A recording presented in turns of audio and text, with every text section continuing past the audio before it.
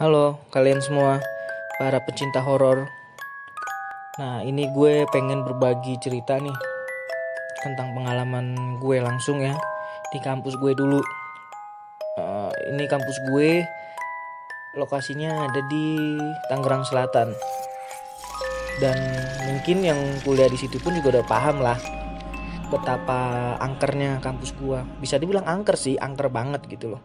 Karena dari pengalaman mahasiswa-mahasiswa sana banyak ya yang ngalamin kejadian-kejadian aneh. Itu mulai di kamar mandi nanti ada yang suara air sendiri. Bahkan ada salah satu mahasiswa sana katanya pernah kekunci di kamar mandi gitu loh. Nah, terus ngedengar suara-suara aneh atau ya cerita-cerita yang mistisnya lah. Nah, jadi gue pengen cerita di kampus gue itu pernah kejadian kayak kesurupan massal. Dan sebelumnya gue mau jelasin dulu ya tentang denah kampus gue. Jadi di kampus gue ini kan punya 2 gedung. Nah, di gedung yang gue pakai ini adalah di gedung Stikes. Nah, yang satu lagi itu di gedung manajemen. Jadi yang di gedung manajemen itu adalah jurusan manajemen udah pasti sama hukum. Kalau di gedung Stikes ini kalau pagi digunain untuk anak-anak yang jurusan upper lah. Terus malamnya dipakai sama anak-anak sastra, ya kan. Jadi ceritanya adalah gue ini kan di gedung Stikes lah, ya kan. Nah, di gedung Stikes ini ada satu lantai, itu lantai 9 deh kalau nggak salah ya. Jadi gedung gua itu ada 10 lantai. Di lantai 9 itu ada satu ruangan yang bener-bener nggak pernah dipakai, ya kan, nggak pernah dipakai sama sekali dari dulu itu gedung ada sampai sekarang belum pernah pakai lah intinya itu gedung. Jadi awal mulanya adalah ada mahasiswa pagi, ya kan, mahasiswa pagi yang memakai ruangan tersebut untuk sholat, ya kan. Nah, jadi intinya mungkin si penunggu situ nggak terima kali ya ruangannya itu dipakai buat sholat, karena kan tahu sendiri ya kalau misalkan malu-malu kayak gitu, kalau tempatnya diusik udah pasti nggak ada yang suka, apalagi dipakai buat ibadah, ya kan, tanpa permisi gitu. Nah, jadi gue ini ngambil kelas malam. Di sana itu ada 3 shift, yaitu kelas pagi, ya kan, reguler pagi, reguler malam, sama kelas Sabtu, ya kan. Nah, ini anak-anak pagi ini emang suka selalu iseng sih gitu loh, selalu iseng. Nah, intinya di ruangan tersebut dipakai buat sholat lah. Setelah dipakai buat sholat itu, keesokan harinya deh, kebetulan ada bukan orang yang sama ya, maksudnya orang yang berbeda lah intinya gitu. Mahasiswa situ yang memetik bunga mawar di belakang kampus gue. Jadi bunga di kampus gue itu ada tanaman bunga, dan itu bener-bener bagus banget gitu loh, bagus banget. Kalau kita lihat mahasiswa atau apalagi mahasiswi yang lihat bunga tersebut tuh kayaknya pengen banget gitu loh metik, ya kan, karena bagus, saking bagusnya itu jadi pengen buat metik gitu loh. Padahal udah di ultimatum, udah dikasih peringatan bahwa mahasiswa atau mahasiswi situ tidak boleh memetik bunga tersebut, ya kan.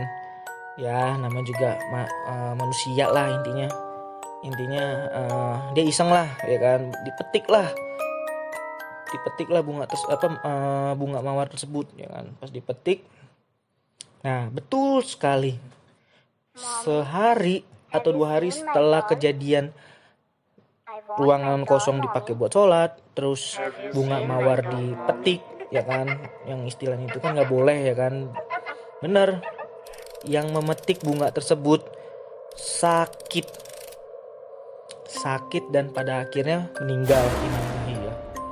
Nah, kalau yang terus efeknya itu berdampak kepada semua mahasiswa yang ada di gedung tersebut gitu loh.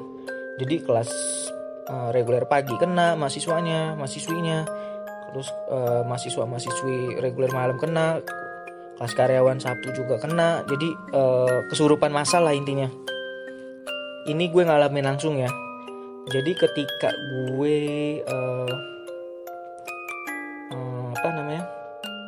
baru banget nyampe di kampus gue tersebut, ya kan gue ngambil kelas malam nih, baru juga gue matiin motor, lepas helm, tiba-tiba tuh gedung mati.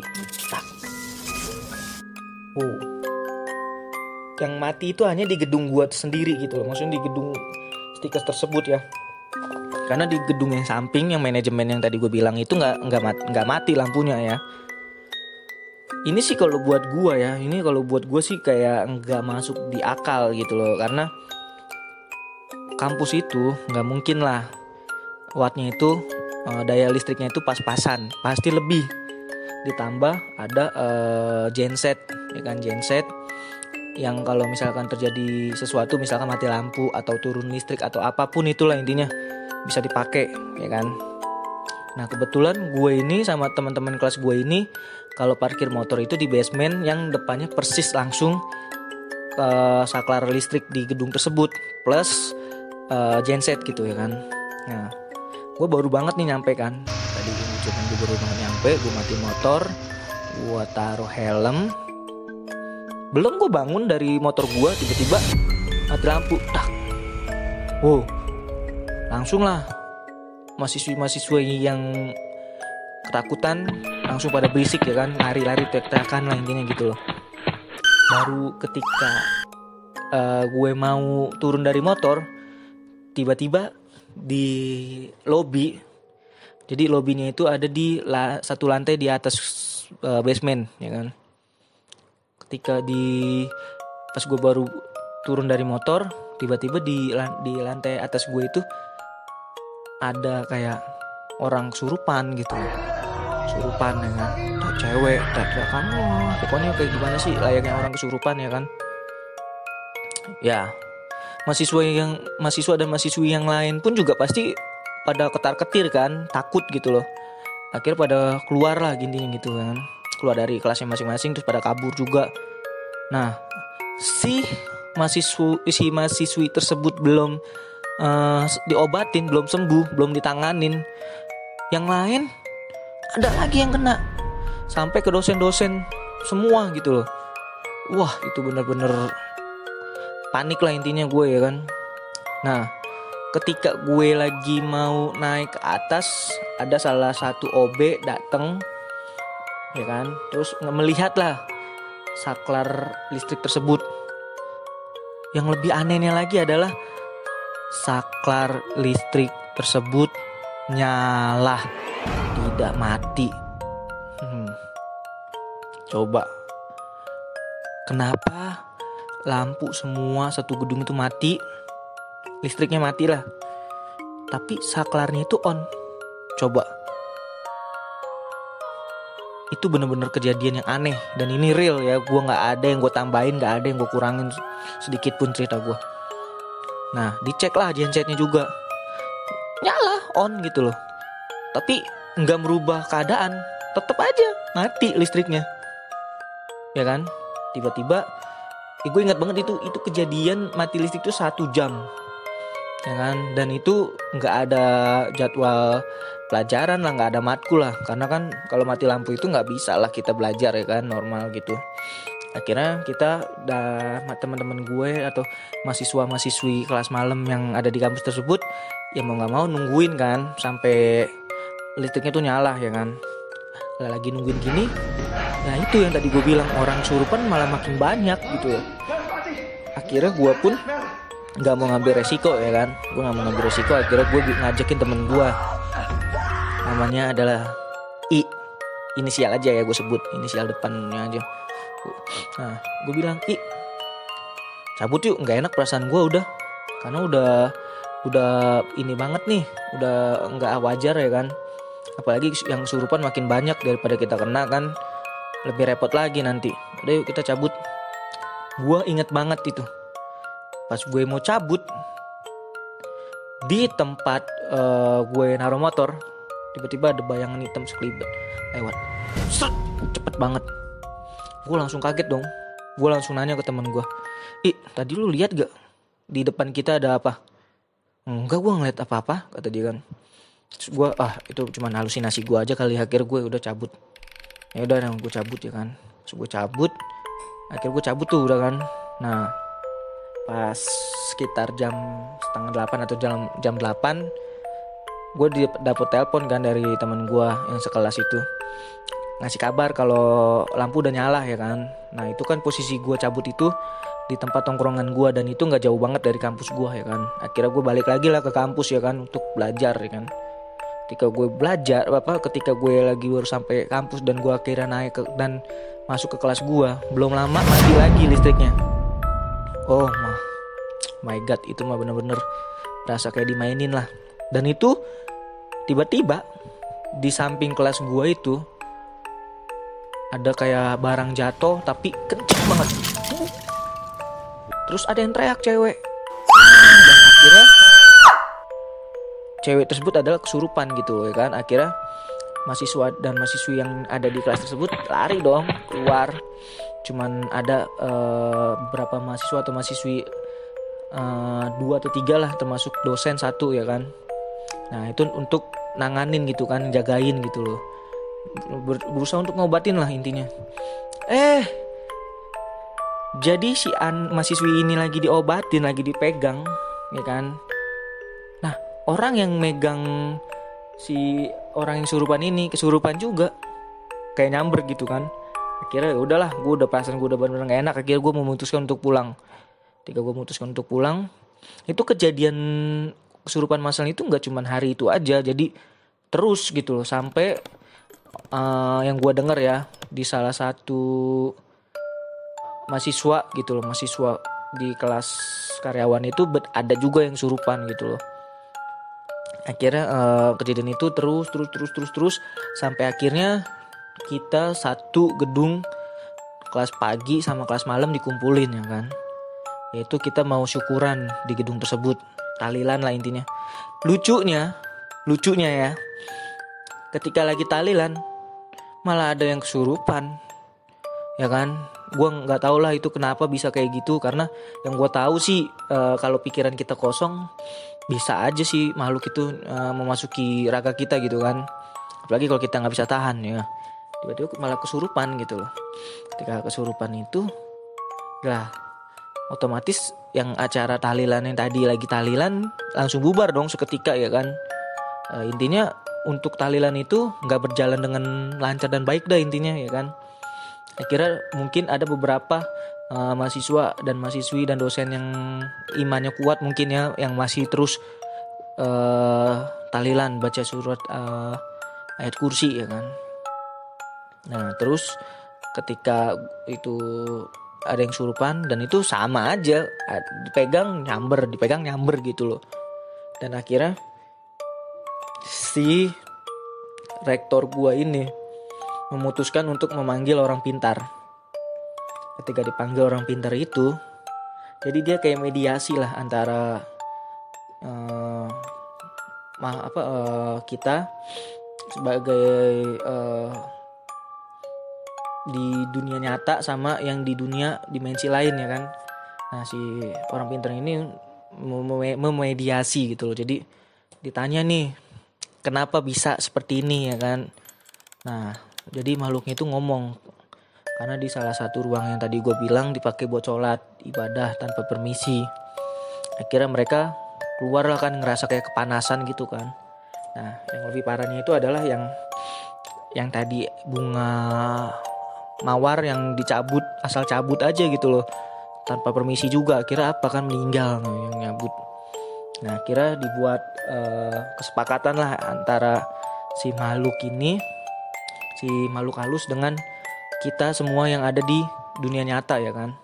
Kita buat kesepakatan, jadi mereka nggak akan ganggu kita lagi dengan satu syarat, yaitu mawar yang ada di bawah, mawar yang di belakang kampus gue itu jangan sampai dipetik lagi. Jadi kayak dipagerin lah intinya gitu kan, dipagerin sama ruangan yang dipakai buat sholat tadi dikunci, jadi nggak ada orang yang bisa masuk. Akhirnya ya udahlah, deal ya kan. Pas deal itu kampus gue udah mulai normal lah setelah itu ya kan.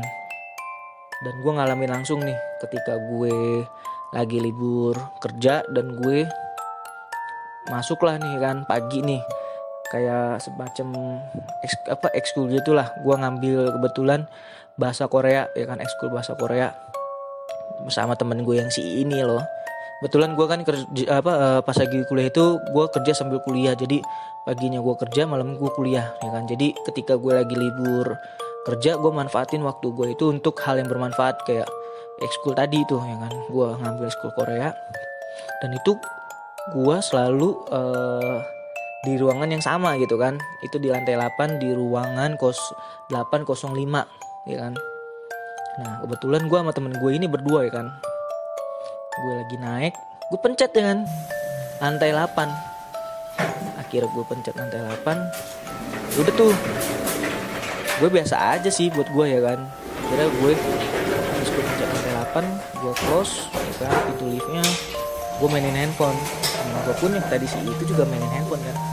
Tiba-tiba itu nggak ada berhenti sama sekali liftnya. Tiba-tiba berhenti di ruangan paling atas, lantai 10. Akhirnya gue kan nggak ngeliat ya itu lantai berapa ya. Akhirnya gue sama temen gue itu main asal lewat dong, asal keluar ya kan. Pas gue keluar, gue lihat, lah ini kayaknya bukan di lantai 8 deh kata gue. Gue nanya dong sama si ini kayaknya bukan di lantai 8 deh. Oh iya nih. Pas dilihat, loh kan bener lantai 10 ya kan. Akhirnya gue mencoba untuk mencet lagi tuh lift. Tuh lift nggak mau ngebuka. Logikanya aneh banget, bener-bener aneh dah tuh. Tuh lift nggak mau kebuka pintunya. Sampai gue pencet. Padahal tuh lift ada di lantai 10. Dan itu bener-bener hawanya tuh panas banget. Panas. Itu kayak istilahnya tuh kayak ruangan apa ya? Masas gitu, kayak ruangan masas yang dipakai ya buat itulah, pokoknya ruangan tuh panas banget dah pokoknya. Dan itu hawanya beda banget. Gue aja cerita sambil berinding ya intinya. Nah akhirnya gue sama temen gue mencoba untuk tenangin diri ya kan, akhirnya gue jalan turun tuh lewat tangga, karena percuma gue nungguin liftnya juga, gue pencet juga nggak kebuka. Jadi kayak ada yang sengaja gitu ngalangin tuh lift biar nggak kebuka gitu kan. Akhirnya gue turun lah tuh kan satu lantai. Nah kebetulan di lantai 9 itu kan yang tadi gue bilang tuh ada ruangan yang kosong. Itu rasanya bener-bener kayak gue lagi uji nyali lah sendirian di situ. Bukan main dah, rasanya nggak enak banget. Akhirnya gue coba untuk tenangin diri. Gue akhirnya saling mengingatkan ke temen gue untuk jangan sampai pikiran kita kosong atau bengong. Terus berusaha diri untuk istighfar ya kan, atau baca surat-surat pendek lah intinya yang bisa. Akhirnya gue sampailah ke lantai 8. Dan itu gue gak mau cerita sama temen gue itu. Jadi ketika kejadian itu gue gak mau cerita sama temen gue, dan gue gak mau cerita ke teman-teman gue yang lain gitu loh ya kan. Ini benar-benar pengalaman buruk sih buat gue ya kan. Akhirnya pas selesai ekskul bahasa Korea itu, akhirnya gue memutuskan untuk ke kosan teman gue ini si I ya kan. Pas di kampus itu baru gue bahas pas di kosan teman gue itu si I baru gue bahas. Itu bener-bener pengalaman yang istilahnya tuh buruk banget, dan itu gue nggak mau keulang lagi. Dan gue bilang sama teman gue, ini bukan kejadian yang di luar yang dimasuk logika gitu loh, ini bener-bener di luar nalar gitu loh. Itulah ya Allah, itu mah pokoknya bener-bener serem banget dah. Gue kalau disuruh balik lagi ke sana gue nggak akan pernah mau, walaupun gue dikasih duit banyak apapun itu, gue nggak akan mau.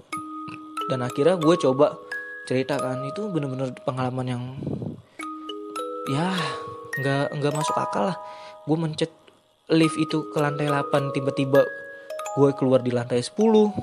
Akhirnya gue mencetin liftnya juga, liftnya nggak mau kebuka ya kan. Itu bener-bener aneh, padahal itu lift ada di lantai 10 gitu ya kan. Harusnya kalau gue pencet buka ya kan, turun, itu pasti kebuka dong pintu liftnya. Ini enggak gitu loh, kayak aneh gitu loh, kayak ada yang nahan biar nggak bisa kebuka itu lift ya kan. Akhirnya ya udahlah, itu istilahnya bener-bener pengalaman buruk lah buat gue gitu loh.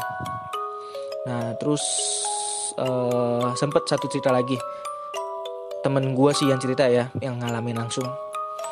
Nah ini dia kencing nih, dia kencing tiba-tiba ketika dia lagi asik-asik kencing, ini di ruangan di kamar mandi. Jadi kan posisinya adalah tempat kencing laki-laki nih yang di tembok tuh, apa sih namanya gue juga nggak tahu lah. Nah itu pas masuk pintu itu kan langsung ketemu sama tempat kencing laki-laki tuh yang di tembok. Itu ada 3. Kalau kita ke kanan sedikit itu ada 2 kamar mandi, toilet ya kan, kayak tempat buang air besar gitu loh. Nah itu yang satu pintunya agak ketutup sedikit gitu loh, dan dia itu kencing sendirian ya kan. Kalau nggak salah itu lagi ada matkul deh intinya. Itu sekitar jam 7:30 ya kan, dia kencing. Itu nggak ada orang dan itu kebuka sedikit gitu loh ya kan. Tiba-tiba keran di kamar mandi tersebut nyala. Ya kan, nyala. Akhir temen gue cepet-cepet ngencingin diri, cepet-cepet selesain kan kencingnya itu. Tiba-tiba setelah itu dia lari gitu loh. Ketika pas masuk kelas juga gue ngeliat kok dia ngos-ngosan gitu loh, kayak abis lari ya kan. Akhir pas selesai kuliah, gue kan biasa lah nongkrong sama teman-teman gue itu kan. Nah dia baru cerita, jadi ya kayak tadi ceritanya. Aduh intinya benar-benar parah deh itu kampus. Yaudah cukup sekian aja dulu ya cerita gue, dan gue masih banyak cerita lagi sih. Nanti gue mau cerita di lain waktu, oke? Thank you yang udah mau dengerin cerita gue. Intinya pantengin terus, dengerin terus. Do you believe it or not? Thank you, bye-bye.